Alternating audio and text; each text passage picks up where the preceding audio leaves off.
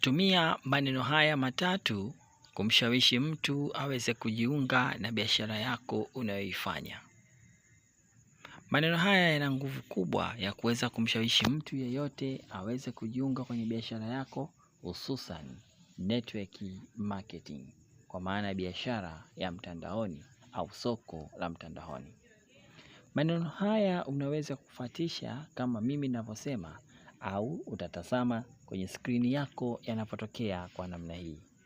Utaanza kwa kusema hivi: mimi nimejiunga na kuanza biashara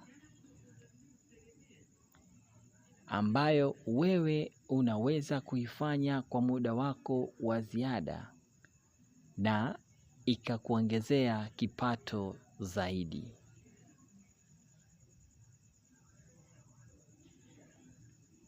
Biashara hii unaweza kuifanya bila kuathiri kazi yako, masomo yako, pamoja na muda wako, na inaweza kukupa kipato zaidi tofauti na wengine wanavyofikiria. Je, uko tayari kuona na kujifunza?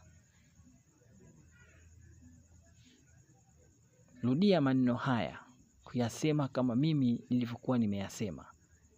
Mtu yoyote aliyekuwa mgumu kujiunga na biashara hii, pindi atakapoisoma biashara hii atakujibu ndio au siko tayari. Akikujibu siko tayari, usichukie. Akikwambia ndio, kuna hatua ya pili utapaswa kufanya.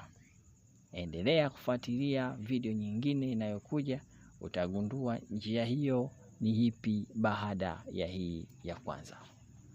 Asante, na endelea kutazama video ya pili kuhusu nini ufanye baada ya kujibu ndio, na nini ujibu baada ya kujibiwa siko tayari. Asante.